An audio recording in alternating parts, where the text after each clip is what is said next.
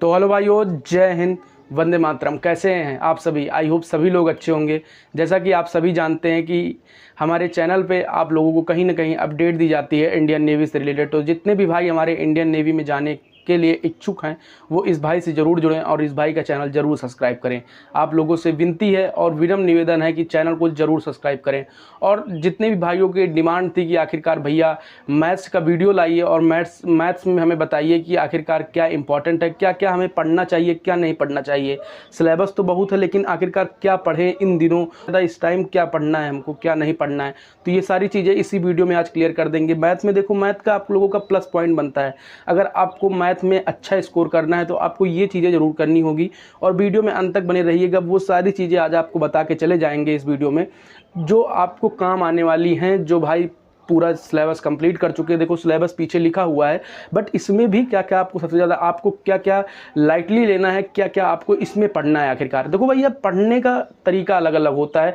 Maths हो गई, physics हो गई, या फिर इंग्लिश हो गई, या फिर जीके जीएस हो गई। तो ये जीके जीएस का भी वीडियो आ जाएगा और इंग्लिश का भी बता देंगे वीडियो में कि आखिरकार इंग्लिश में क्या क्या पढ़ना है और जीके जीएस में क्या पढ़ना है। ये वीडियो के बाद आपको जीके जीएस का वीडियो प्रोवाइड करा दिया जाएगा, ठीक है ना भाई। तो जितने भी भाई हो सभी लोग यार सपोर्ट करो। आशा करते हैं कि सभी लोग सपोर्ट करोगे और जरूर सभी लोग सब्सक्राइब करोगे। तो जितने भी भाई तैयारी कर रहे हो मैथ में उनको प्रॉब्लम है, कहीं ना कहीं प्रॉब्लम अधिकतम सबको आती है। क्योंकि देखो भैया, एक चीज़ बता दें कि इंडियन नेवी में मैथ में आपको स्कोर करना है कि तो आखिरकार कैसे स्कोर करना है। देखो सबसे पहले अगर बात करते हैं तो भाई देखो, वीडियो लंबा रहने वाला है थोड़ा बहुत, बट वीडियो में बने रहिएगा, ठीक ना। कहीं ना कहीं आपको अगर सिलेक्शन लेना तो वीडियो देखना बहुत ज़रूरी।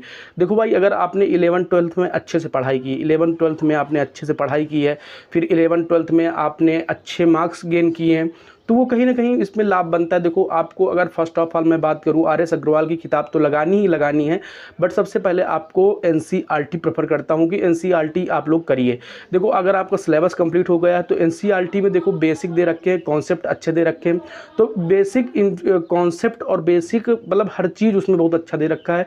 तो पहले आप सिलेबस कंप्लीट कर लीजिए और एनसीईआरटी प्रेफर करते हैं कि रिवीजन के तौर पर एनसीईआरटी मतलब सीबीएसई बोर्ड के जितने भी भाई हैं एनसीईआरटी को प्रेफर करते हैं। और दूसरी चीज़ आती है कि भैया जो अदर स्टेट से हैं उनके बोर्ड स्टेट अलग है और बोर्ड भी उनका चेंज है। तो देखो भाई, मैं एनसीईआरटी का आप पीडीएफ डाउनलोड कर लीजिए, कहीं ना कहीं से आपको मिल जाएगा। नहीं तो आप किताब मंगा लीजिए, ऑनलाइन किताब आती हैं एनसीईआरटी की, और आप मंगा लीजिए। उसको मैं प्रेफर करता हूँ कि आप उसको लगाइए अच्छे से, और लगाने के बाद उसमें अपना वीक पॉइंट देखिए और जो आपका स्ट्रॉन्ग पॉइंट है उसे देखिए कि आखिरकार वीक पॉइंट में हमें क्या क्या आता है और स्ट्रॉन्ग पॉइंट में क्या क्या नहीं आता है, क्या क्या मुझे बेटर हो चुका है। तो देखो भैया, सबसे पहले आता है, देखो मैथ्स पांच वो चीज़ें हैं जो आपको एसएसआर निकालने में इंपॉर्टेंस आएंगी।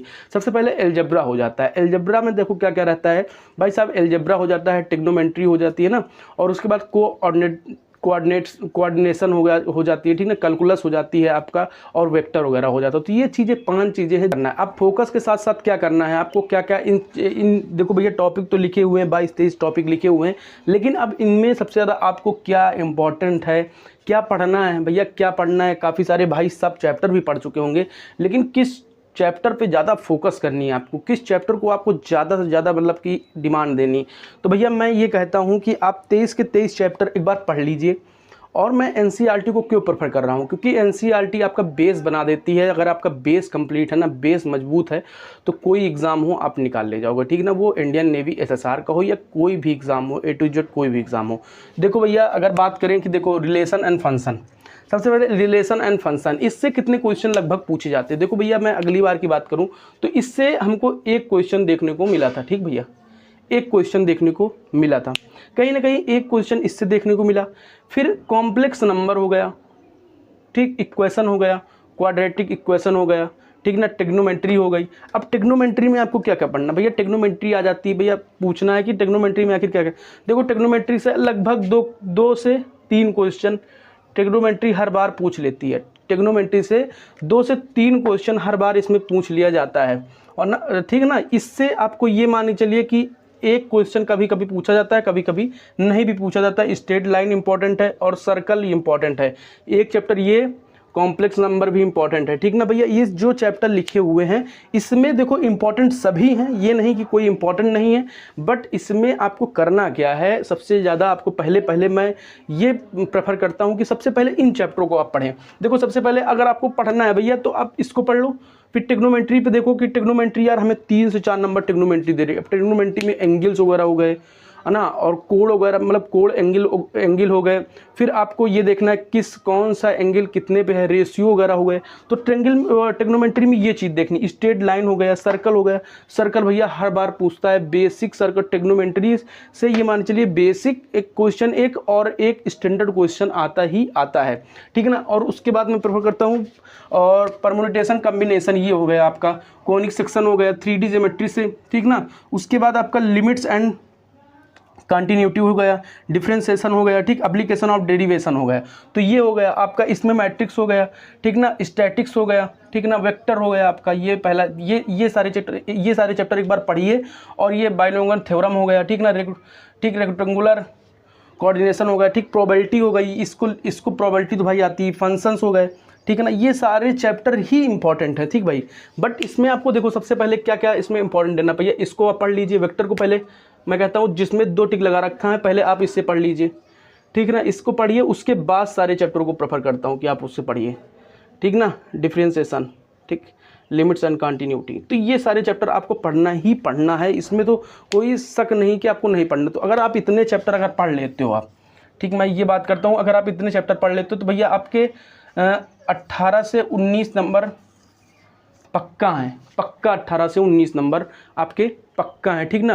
जब बात करते हैं देखो भैया कि डिफरेंशिएशन इक्वेशन में जो डिफरेंशिएशन इक्वेशन वगैरह होती है, इनसे 7 से 8 क्वेश्चन आराम से पूछ लिए जाते हैं। लिमिट्स हो गया, डेरिवेशन हो गया, ठीक ना, इस लिमिट्स एंड डेरिवेशन, अलजेब्रा हो गया आपका, लीनियर इक्वेशन हो गया।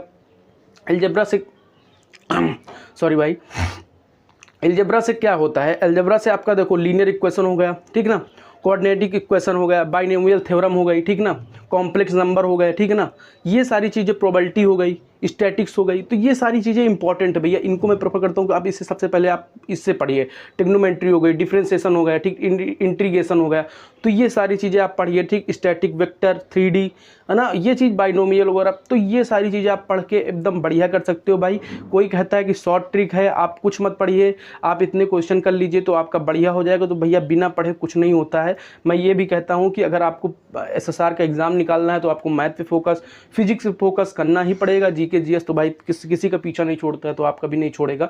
तो आशा करते हैं जितने भी भाई हैं सबसे पहले इसे पढ़ लीजिए। जितने भी चैप्टर लिखे हुए हैं, 23 चैप्टर मतलब कि कुछ नहीं है, अभी 23 दिन से ज़्यादा टाइम है। अगर एक चैप्टर एक दिन में कंप्लीट करते हो, आशा करते हैं कि काफ़ी पहले से पढ़ रहे होगे, लेकिन अगर एक दिन में एक चैप्टर कंप्लीट करते हो तो 23 दिन में, यानी कि अभी पेपर दिन में 23 चैप्टर क्लियर कर लो। उसके बाद मॉक लगाओ, उसके बाद प्रैक्टिस सेट वगैरह लगाओ, प्रैक्टिस सेट वगैरह ज़्यादा से ज़्यादा लगाओ। प्रैक्टिस सेट वगैरह लेना है आपको, प्रीवियस ईयर के क्वेश्चन देख लो भाई, प्रीवियस ईयर क्वेश्चन क्या आए हुए। प्रीवियस ईयर मैं कहता हूँ कि MKS के ले लो, ठीक है ना, MKS मतलब कि मेजर कैलसी क्लासेस के पढ़े हुए हैं ना। मैं ये नहीं कहता हूँ, मैंने देखा कि अच्छा है।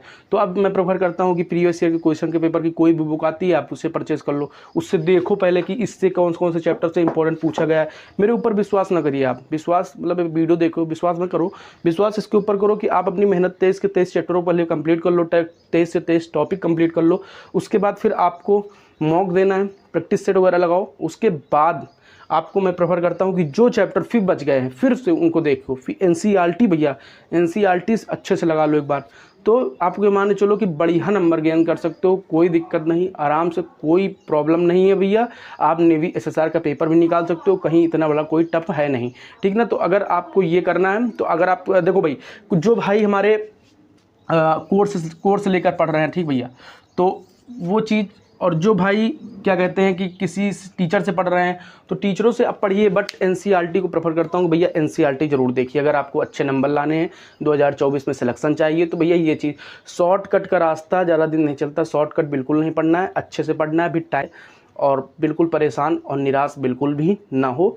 और वीडियो को लाइक कर दो और कमेंट में बताओ कि आखिरकार आपकी तैयारी कहाँ तक हो गई है। और चैनल को ज़रूर सब्सक्राइब कर लो और शेयर ज़रूर कर देना। जय हिंद, वंदे मातरम।